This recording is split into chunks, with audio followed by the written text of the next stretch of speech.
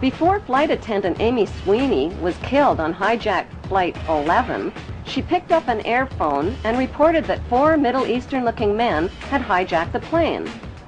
The fact is that Israeli men are Middle Eastern men who just happen to be Middle Eastern-looking. The voice of the hijacker heard from the hijacked plane's voice recorder reveals that the accent of the hijacker matches an Israeli Hebrew accent. Stay quiet and you'll see. We're heading to the airport. The next transmission comes seconds later. Nobody moves. Everything was okay. If you try to make any move, you'll danger yourself and the airplane. Just stay quiet. After 9/11, 1,000 Middle Eastern-looking Muslim men were swept into U.S. custody, but the media kept quiet about 60 Middle Eastern-looking Israeli men who were also taken into custody and held under great secrecy. On December 11th, Carl Cameron of Fox News ran the first of a 4-part series about a group of Israelis who were among the 9/11 suspects. These detained Israelis failed polygraph tests about their surveillance activities against the U.S. and were caught videotaping the 9/11 attacks from different angles. Fox News also reported that the evidence linking these Israelis to 9/11 was classified, but a leaked 61-page report from the U.S. government's Drug Enforcement Agency revealed that another 120 Israelis, posing as artists, were also rounded up right after 9/11. Carrying counterfeit visas and green cards, the Israelis admitted that they served in the Israeli army in explosives, electronic, and military intelligence units.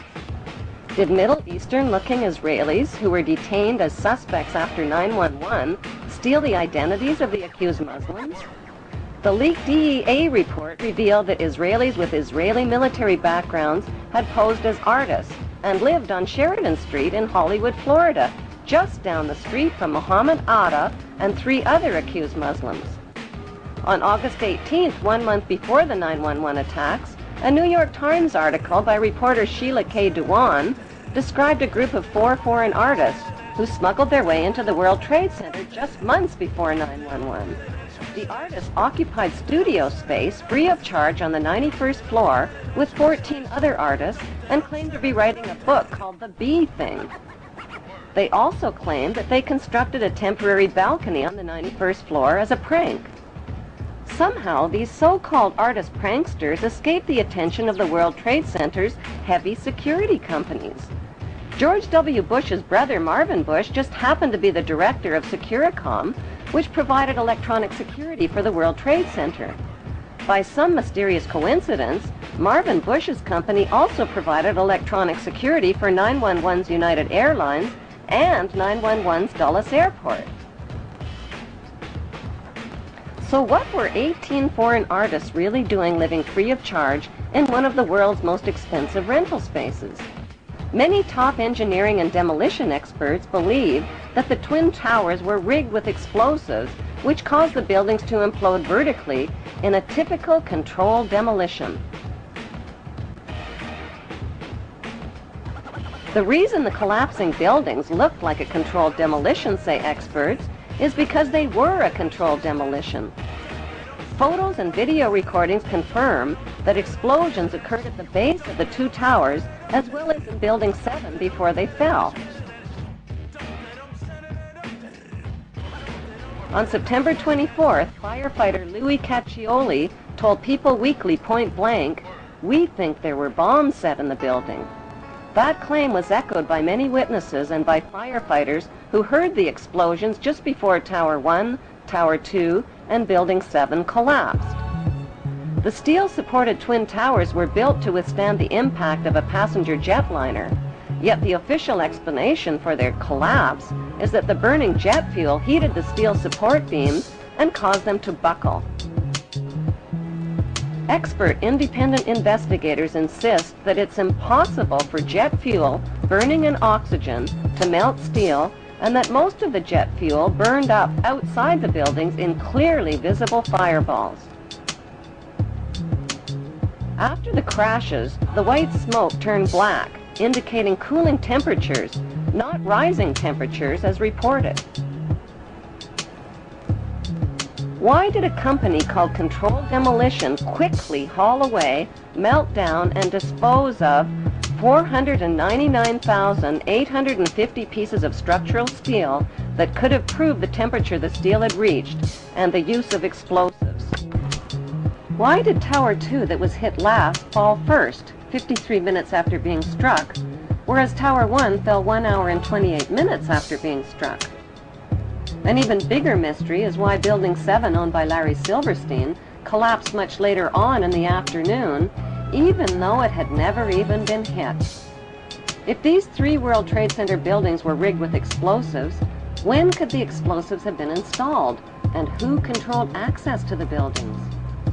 The 30-year-old World Trade Center has always been publicly owned and managed by the New York, New Jersey Port Authority. That is, until a Jewish businessman named Louis Eisenberg became the chairman. Eisenberg is an active leader in Jewish Zionist organizations. He personally oversaw negotiations that put the publicly owned World Trade Center into private hands.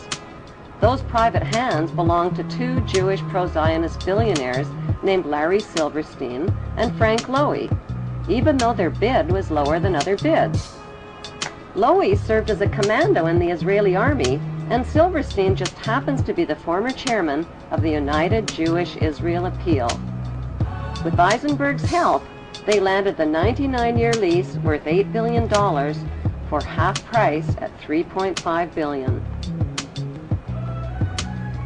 During the moving, renovations, and security changeovers, explosives could have easily been installed in the buildings without detection. George W.'s brother, Marvin Bush, was not only the director of the World Trade Center's electronic security company, he was also the director of the World Trade Center's casualty insurance company called Houston Casualty. That company terminated their insurance coverage for the World Trade Center before 9/11, right in the nick of time. Another suspicious company occupied the 16th and 17th floors of the North Tower. That company, called Zim Israeli American Shipping, suddenly broke their lease, paid a $50,000 penalty, and moved out of the World Trade Center only weeks before 9/11. Zim Israeli American Shipping is owned by Zim Israel Navigation, which just happens to be owned by the government of Israel. If the new owners, Silverstein and Lowy, knew about the 9/11 attacks in advance, why did they buy a 99-year lease to the doomed buildings? Because they could do the simple math. Silverstein bought the $3.5 billion World Trade Center with only a $15 million down payment, which amounts to 0.01% of the total. He took out maximum terrorist insurance coverage only 6 weeks before the attacks. The demolition of the World Trade Center buildings on 9/11 eliminated Silverstein's cost for an $800 million facelift to update the aging 30-year-old buildings. As soon as the spanking new World Trade Center is finally built and expanded to over 11 million square feet of rental space, Silverstein stands to pocket billions of dollars per month. In the meantime, U.S. taxpayers are covering Silverstein's so-called losses. Then there's the big payouts from insurance policies with mega-terrorism insurance, which Silverstein took out just weeks before 9/11. Silverstein is demanding a 200% payout by claiming payouts for 2 separate 9/11 attacks instead of 1. Silverstein's insurance companies, called Swiss Re and Munich Re, are the same companies under investigation for advanced knowledge of 9/11 and for profiting from 9/11 on the stock market. If Silverstein's insurance companies knew in advance about the attacks, why would they insure doomed buildings? Were these giant insurance companies handpicked to keep a lid on their insurance investigation findings and to ignore the evidence of 9/11 cover-ups? Silverstein has since bought out Frank Lowy, paid off investors and loan groups, put limits on victim compensation claims, and turned the publicly owned World Trade Center into the smelliest private real estate deal in American history. George W. Bush threw up permanent roadblocks to stop an independent investigation of the 9/11 events. When the 9/11 Senate Committee report was published, 27 pages that would have connected international banks to 9/11 were censored. On October 30th, 2003, a CBC television documentary investigated the 10-year friendship between the Bush family, the bin Laden family of Saudi Arabia, and the Saudi royal family. That friendship includes illegal presidential campaign contributions and partnerships in oil and weapons companies like the Carlyle Group.